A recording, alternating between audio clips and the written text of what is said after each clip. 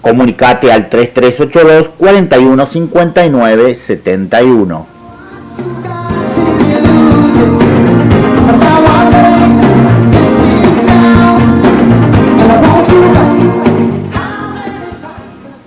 Coronavirus, información sin desesperación. ¿Qué puedo hacer durante la cuarentena? El aislamiento social obligatorio es para evitar la circulación de las personas, ya que a mayor circulación aumenta política, sociedad, cultura, deportes. Todo pasa por Entre Líneas.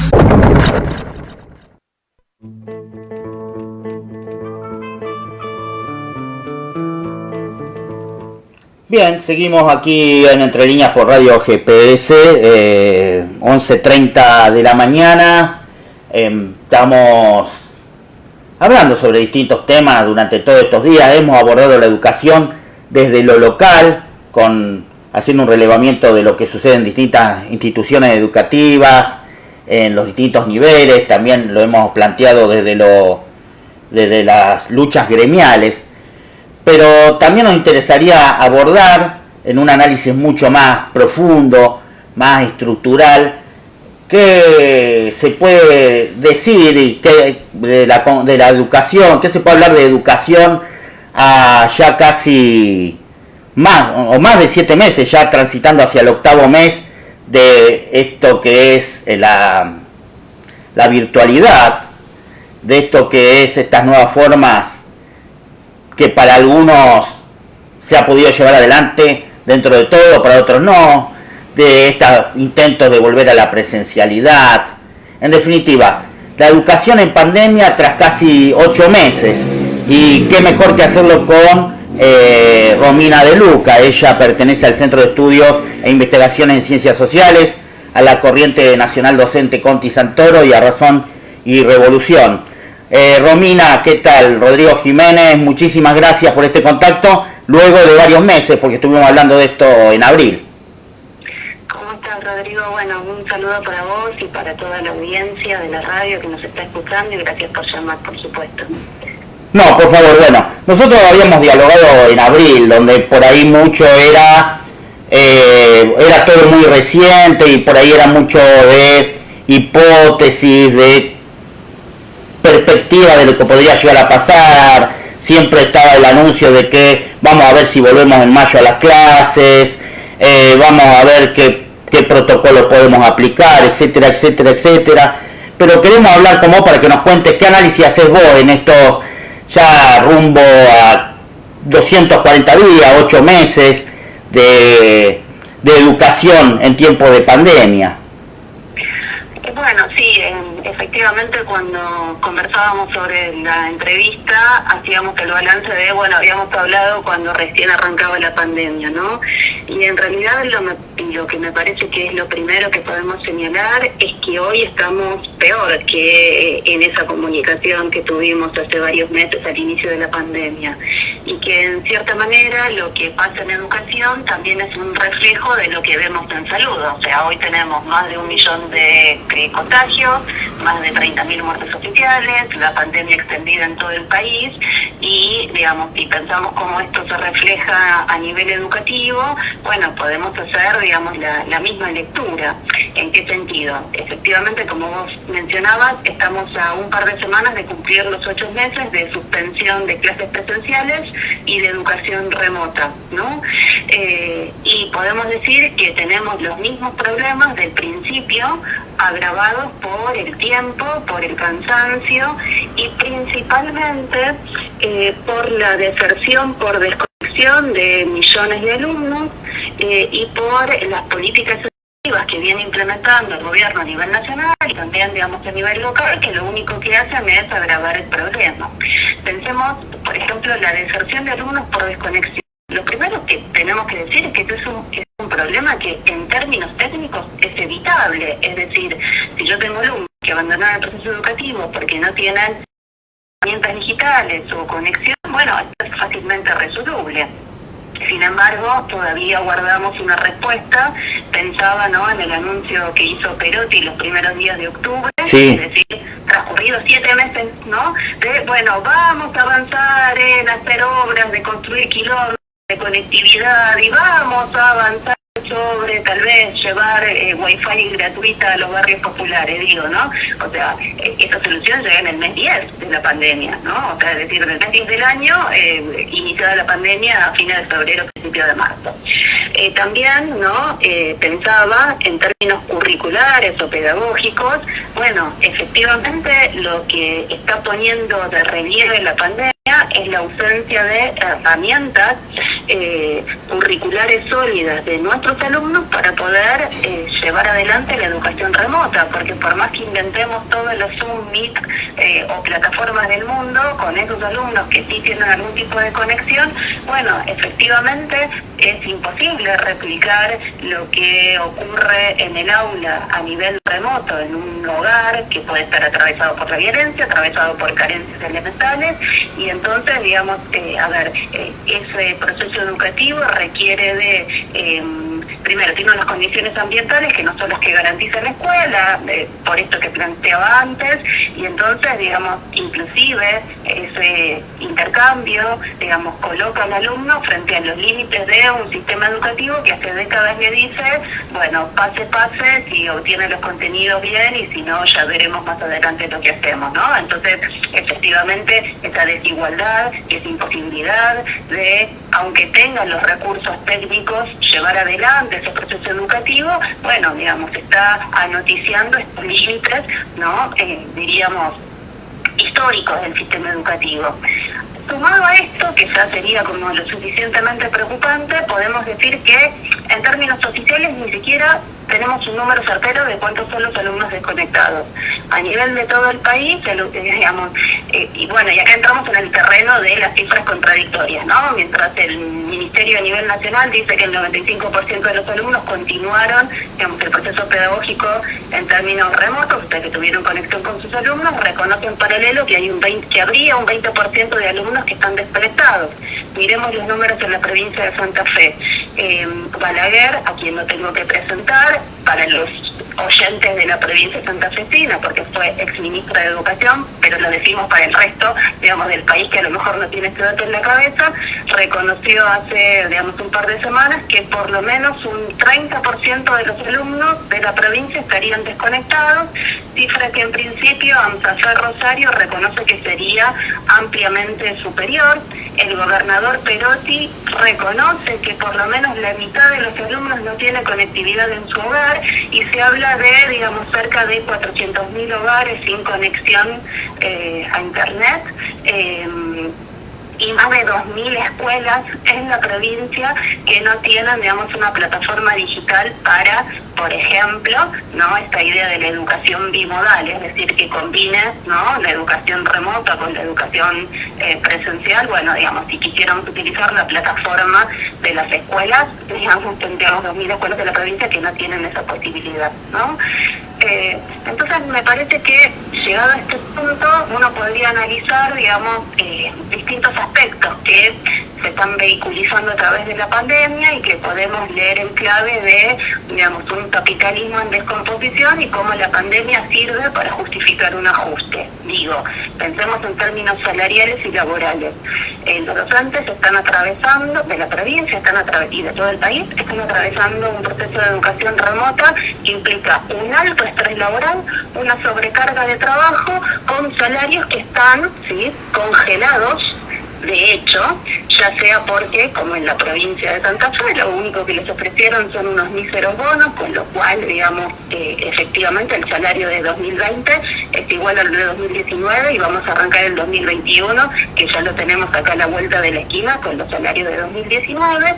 Y en las provincias en las cuales se fijaron acuerdos salariales, pienso por ejemplo en la ciudad de Buenos Aires, o sea, en marzo, bueno, esas cláusulas fueron suspendidas en el mes de junio-julio con la excusa de la pandemia, y ahora que convocan a reapertura de paritarias le ofrecen, digamos, el porcentaje de acuerdo que se había acordado en marzo y que quedó suspendido, ¿no? Entonces, bueno, claramente lo que estamos viendo, sí, es que la pandemia en este punto lo que está vehiculizando es un ajuste salarial muy fuerte, ¿sí?, en el seno de la docencia. Pensemos también, y pienso una vez más en la provincia de Santa Fe, el ahorro de recursos que está atravesando que lleva a cabo la provincia, solo por el hecho de ahorrarse la designación de decenas de miles de compañeros, sí, reemplazantes.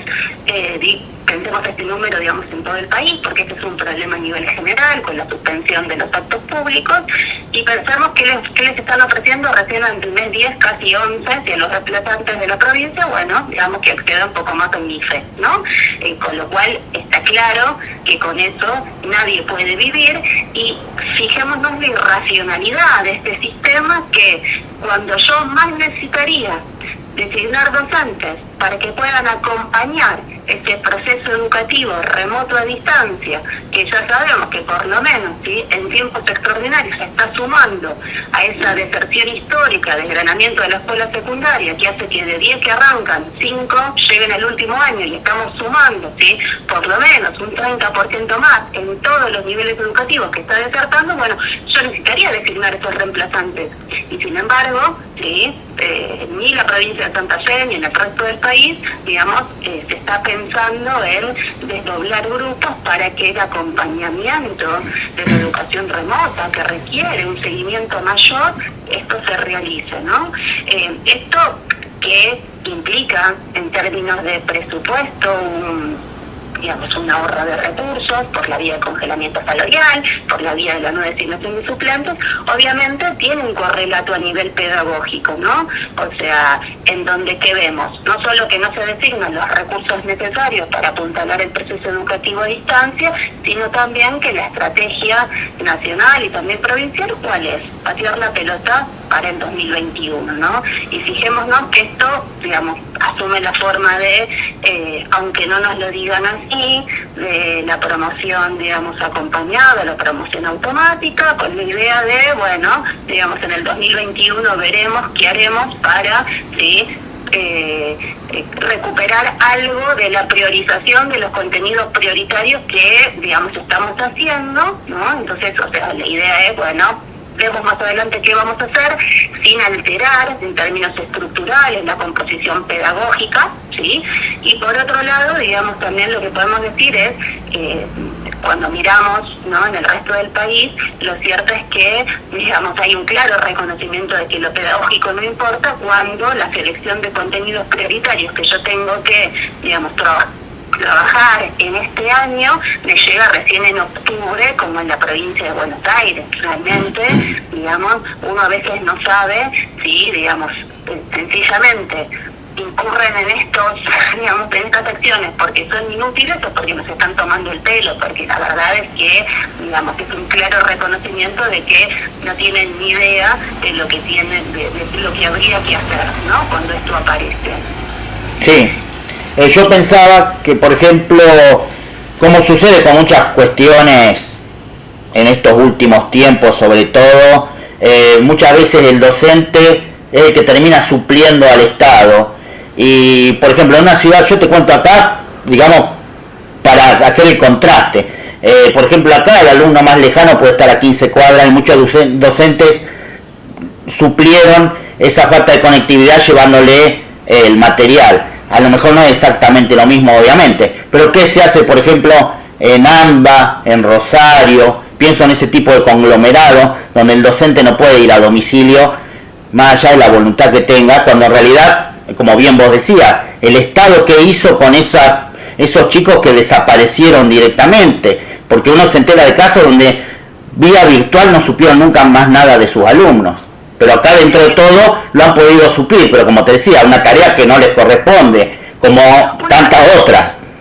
No solo una tarea que no le corresponde, sino también, lo que hay que decir es una tarea que además está exponiendo al docente que lleva ese recurso, ¿sí?, si tiene contacto, con ese alumno? O sea, ¿en qué sentido? A ver, por un lado no podemos decir, bueno, una locura, porque tengo que imprimir de mi bolsillo, de la misma forma que estamos pagando de nuestro bolsillo sin que, digamos, se reconozca los mayores costos en los cuales estamos incurriendo para garantizar la educación remota, este docente también imprime tal vez los materiales para llevarle a su alumno para tener algún tipo de conexión. Sin duda. La tarea la tendría que garantizar claramente el Estado, y lo cierto es que el tránsito de personas, ¿sí?, expone, ¿sí?, a la propagación de la enfermedad por la vía de la circulación. O sea, el virus, ya sabemos, hemos aprendido, el virus circula con nosotros. Y vos fijate que esta idea de el docente delivery, ¿sí?, que en términos individuales uno podría decir, bueno, este docente lo hace, digamos, porque conoce a su alumno, sabe dónde está. Si vos fijate que se replica en el área metropolitana, digamos, en la provincia de Buenos Aires, con la idea del programa ATR, que es precisamente eso, no solo que te lleve la tarea, sino que, digamos, tenga que interactuar. Entonces digo, a ver, están suspendidas las reuniones de personas y hacemos que los docentes, digamos, peregrinen por la casa de sus alumnos viendo cuáles son los problemas que tienen. Ni siquiera los docentes, que utilizan a alumnos de terciarios, ¿sí?, que estén realizando las prácticas para desarrollar esta tarea. Entonces digo, algo que, digamos, en términos de la propaganda oficial, parece que el gobierno se está ocupando, y en realidad lo que tenemos para decir es, bueno, sus soluciones lo único que hacen es exponer no solo a este docente o a este estudiante de terciario, sí, que está realizando esta tarea, sino también a las familias que, digamos, el docente va y visita con una enfermedad que además es asintomática, con lo cual, digamos, a mí no me tocan, ¿cómo puedo saber yo que no tengo, sí, el virus y que no lo estoy transportando?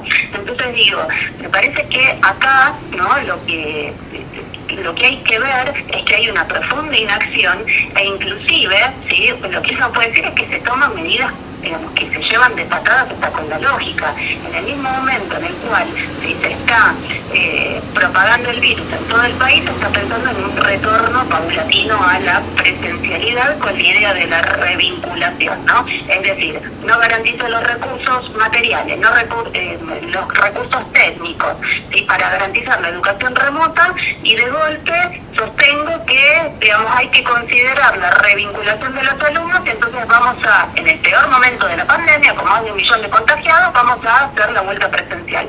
Digo, esto está ocurriendo en todo el país, también está en la agenda de la provincia de Santa Fe, esta vuelta, digamos, a la presencialidad, y lo que podemos decir es, a ver, ¿cuál es el resultado de ese proceso? Bueno, ya lo estamos viendo en la ciudad de Buenos Aires, a 4 semanas de haber transitado una apertura de escuelas, todas las semanas nos enteramos de, ¿sí?, de a 4 o 5 escuelas que tienen que cerrar porque se han producido contagios. Entonces digo... Acá también cerraron 5.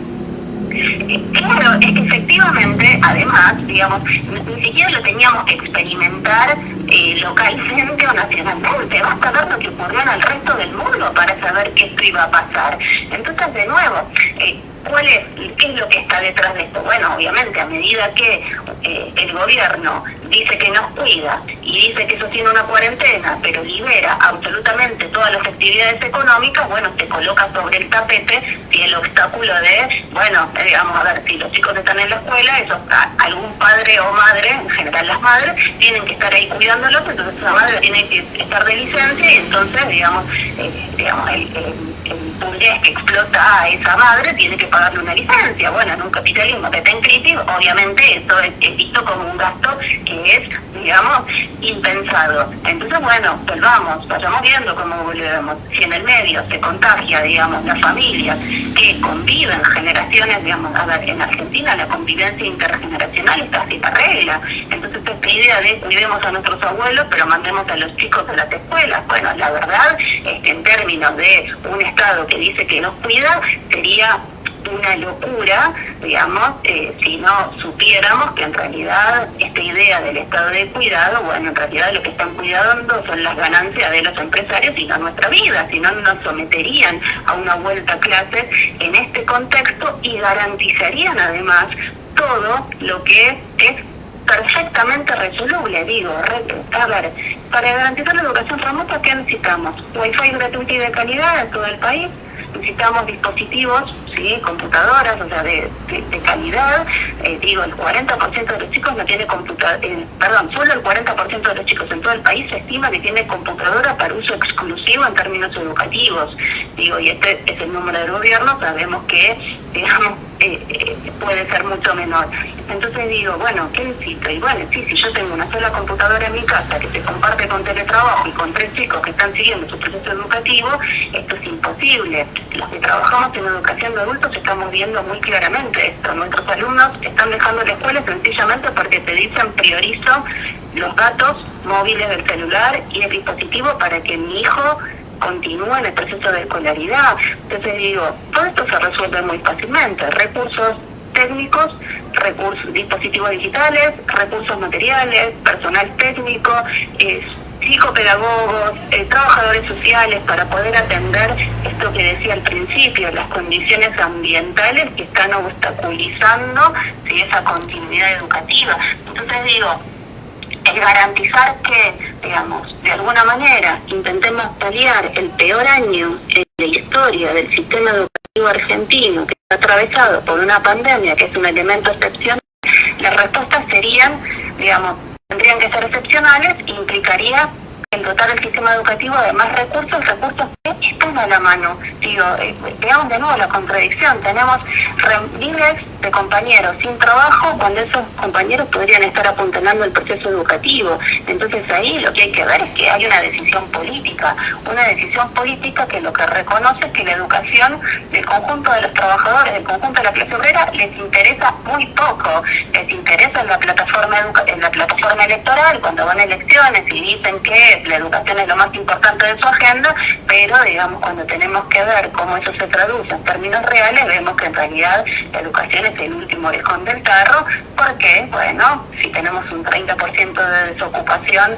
digamos, si cuando uno mira y hace las cuentas, digamos, de la desocupación que mide el INDEC, encontramos que hoy la desocupación es de un 30%, precisamente por eso que no buscan trabajo y entonces para el INDEC no son desocupados. Bueno, si no puedo salir de mi hogar a buscar trabajo, ¿no? Que me digas que no estoy desocupado porque no estoy activamente buscando trabajo la semana que me viniste a encuestar, es la verdad que algo miserable en términos de cómo se toman los indicadores educativos. Un 60% de niños y niñas en Argentina que son pobres. Bueno, entonces, digamos, ahí está el reconocimiento de por qué la educación no les importa. No les importa porque, bueno, este sistema social, digamos, no privilegia la educación del conjunto de los trabajadores porque no necesita trabajadores calificados. Entonces, por eso nos encontramos en una pandemia que en el mes 11 tiene los mismos problemas en el sistema educativo que teníamos en el mes 3. No hemos avanzado nada cuando los problemas tienen una solución que es sencilla, pero implica el poder dotar al sistema educativo de todos los recursos que necesita. Y eso, lo cierto es que no lo estamos haciendo. Estamos haciendo como que volvemos a la normalidad y que entonces las escuelas abran, aunque nos exponga nuestra vida. Hacemos como que en el 2021 vamos a recuperar los contenidos que no se aprendieron en 2020 con el mismo personal humano y material, digamos. Entonces digo, si no modifico algo, ¿cómo voy a hacer para garantizar que ese que desertó, ¿sí?, ese que está desconectado, ese que siguió el proceso educativo pero que no tiene las herramientas culturales para poder garantizar el proceso educativo? Digo, a ver, las pruebas de aprender muestran que el 70% de los alumnos terminan la escuela secundaria sin tener conocimientos básicos y elementales en matemática. Cualquiera que haga el autotest podía ver que ¿qué les preguntaban? Regla de 3 simple, algún cálculo de volumen, alguna función. Digo, nuestros alumnos no pueden resolver eso. Entonces, ¿cómo voy a pretender yo que por su cuenta, con su propia disciplina y sus propias capacidades, pueda continuar ese proceso educativo en términos remotos? Sí. Aunque tenga voluntad, no tiene las pericias. Ni hablemos de... Sí. La pandemia está poniendo de relieve todos los problemas que tiene el sistema educativo, no de ahora, de hace décadas. Ni hablemos de lectura comprensiva, que es alarmante también. También, bueno, 1 de cada 3 de nuestros alumnos no comprende lo que lee. Y a ver, quiero decir, esto no es resultado de, digamos, de que tenemos malos docentes, como, digamos, muchas veces aparece, digamos, en las lecturas oficiales. Eso es el resultado de las políticas educativas, que hace años que nos dicen a los docentes que si garantizamos los contenidos mínimos, bien, y si no los garantizamos, no importa, que preferimos que ese alumno esté en la escuela a que, digamos, la posibilidad de que deserte.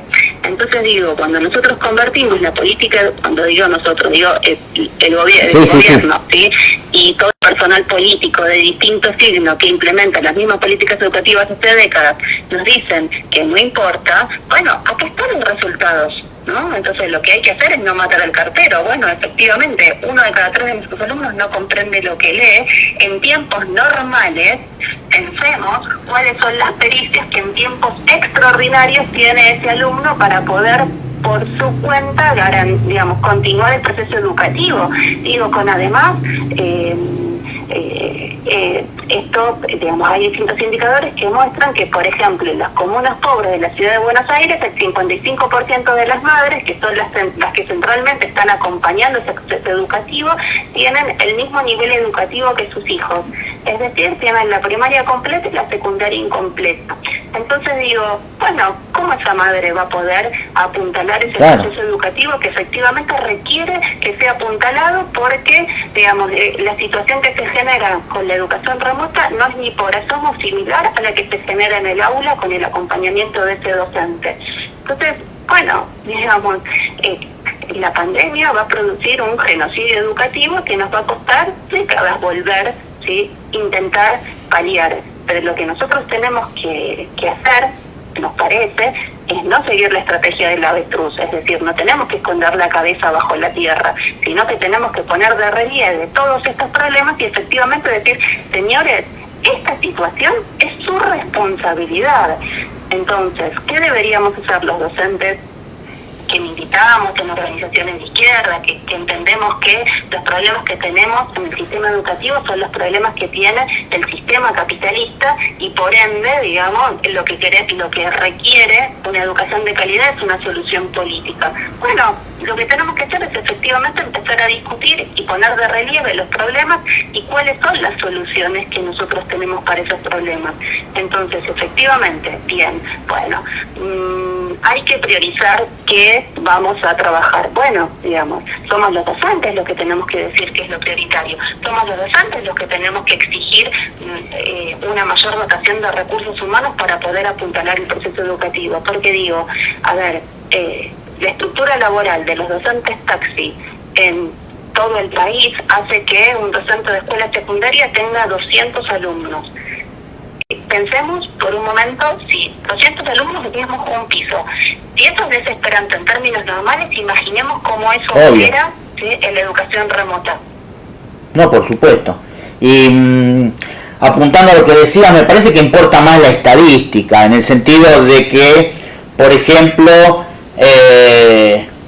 el número de cuántos chicos pasaron de grado, cuántos chicos pasaron de año, pero no la calidad. ¿En qué sentido lo digo? Como que es más progre, creo que lo hablamos en abril, ¿no? Eliminar las repitencias o eliminar ciertas cuestiones, pero que la estadística indique que no importa, chico, no aprendió, no comprendió texto, no sabe hacer una simple operación matemática, pero no lo vamos a hacer repetir. Y después, como decís vos también, lo hemos hablado, pero te he escuchado en otra oportunidad, por ejemplo, los planes, como el plan Fines. Me hace acordar, ¿sabes a qué? También somos más o menos la misma edad, cuando Menem hablaba de la reducción de la deserción escolar, pero era porque habían abierto comedores en las escuelas. Sí, efectivamente, como vos decís, o sea, a ver, lo que uno tiene que ver es que toda la política educativa está atravesada por esta idea de la ficción del éxito. Entonces digo, no resuelvo la deserción histórica de la escuela secundaria, como yo decía antes, de 10 que arrancan, solo 5, es decir, la mitad llega al último año en tiempo y forma, ¿y qué hago para esos 5 que desertan? Bueno, les crea una escuela express como es el plan Finetos o Trayectos. Frente a la pandemia, ¿qué estoy haciendo? Bueno, estoy diciendo que efectivamente no importa si apuntalar realmente el proceso educativo, y entonces ¿qué hago? Bueno, genero la figura de los promotores, el visitador, sí, que va a domicilio, que te pregunta cómo estás, que te lleva la tarea, y el Estado está tercerizando esa política, digamos, toda la política educativa en organizaciones no gubernamentales, y obviamente utiliza para eso sus punteros de turno. Entonces digo, en lugar de resolver el problema, lo que hacen, ¿sí?, es, digamos, canalizarlo y utilizarlo políticamente, y por otro lado encubrir el cuadro de situación. Como vos decís, bueno, ¿qué es lo que hacemos? No nos importa, ¿sí?, digamos, cuál es el resultado que va a dejar la pandemia. Bueno, digamos, diremos que en el 2021 lo vamos a resolver, y en el 2021 diremos que en el 2022, y mientras los indicadores me den exitosamente de alguna manera. Vos fíjate que con lo que está haciendo propaganda del gobierno, con la encuesta, digamos, de continuidad del proceso educativo, que dice que el 95% de los alumnos tuvo contacto con sus docentes. Bien, perfecto. Ahora, digamos, tuvo contacto. Bien, si yo le mando un mensaje al alumno diciéndole, fulanito, no recibí ningún trabajo tuyo, ¿eso se considera un contacto? Claro. ¿No? Entonces digo, cuando nos ponemos a mirar estas cosas nos damos cuenta que, bueno, o esta gente, digamos, nos toma por estúpidos, o efectivamente no tienen ni idea de lo que tiene que hacer. Y si no tienen ni idea de lo que tiene que hacer, no hay ningún problema. Digamos, que reconozcan su inutilidad social, ¿sí?, como clase, y que nos den el lugar a quienes sí tenemos idea de qué habría que hacer para resolver los problemas. Y como te decía, fíjate que, a ver, estamos discutiendo por algo que es muy elemental. Tengo docentes desocupados, los podría usar para apuntar al proceso educativo. Tengo computadoras que están sin vender, las podría utilizar para garantizar el proceso educativo.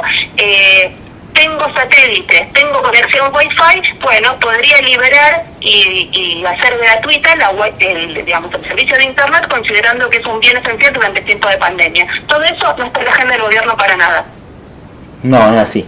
Bien, Romina, la verdad que ha sido muy interesante, y bueno, y era necesario, digamos, porque estábamos casi en los inicios en la charla anterior, y bueno, y ahora, como se dice, corrió mucha agua bajo el puente. Si uno ve eso, ya para ir cerrando, que se habla mucho de febrero del 2021, marzo del 2021, y todavía no sabemos tampoco dónde vamos a estar parados para esa fecha, porque ya se ponen fechas para el inicio presencial de 2021.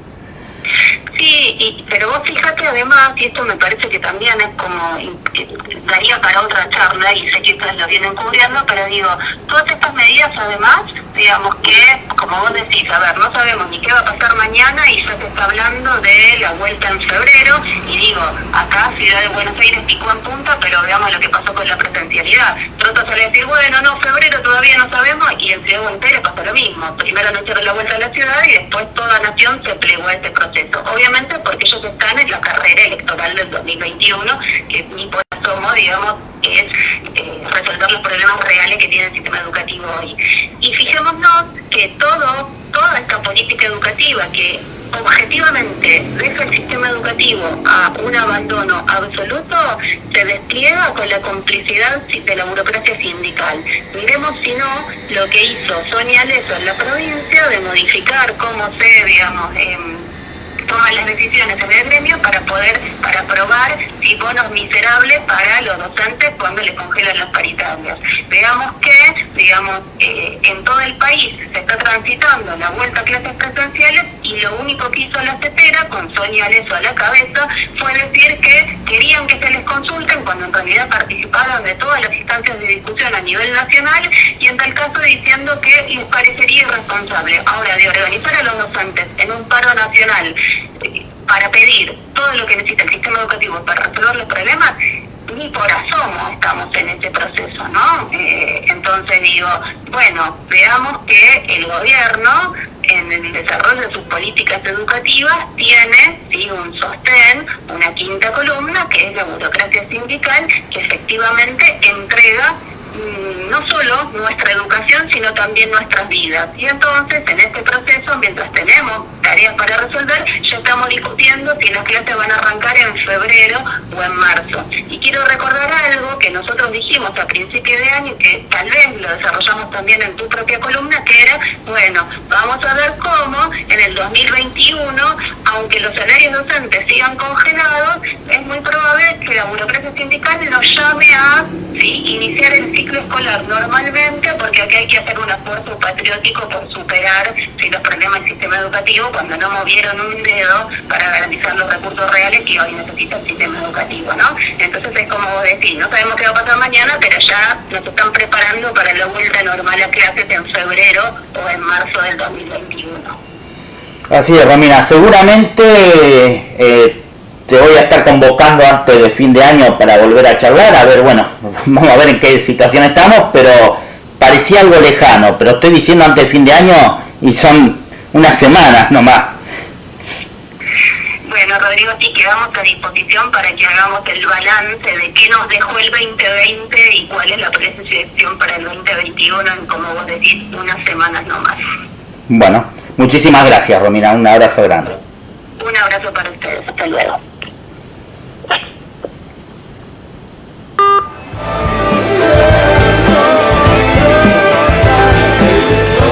Bien, ahí estaba la conversación con Romina De Luca de la Corriente Nacional Docente Conti Santoro, de Razón y Revolución, del Centro de Estudios de Investigaciones en Ciencias Sociales. Valía la pena tener esta conversación para analizar un poco más estructuralmente, ¿no?, la educación en tiempos de pandemia y todo lo que tiene que ver con la conectividad, la falta de conectividad, los discursos, las estadísticas y lo que ha sucedido en todos estos meses y el contraste, digamos, del discurso oficial, como yo les decía, y la realidad, que tiene que ver con una profundización de la deserción por encima de lo que ocurre en tiempos, entre comillas, normales. Me entrego a que este tema pase de moda, no como cambalache que viene. Nosotros en instantes volvemos, así actualizamos información de distintos ámbitos. Contra veneno de hábitos que hacen mal, ¿cómo detectar gobierno? Política, sociedad, cultura, deportes, todo pasa por Entre Líneas. No sé para qué volviste, si ya empezaba a olvidar. No sé si ya lo sabrás. Lloré cuando vos te fuiste. No sé para qué volviste.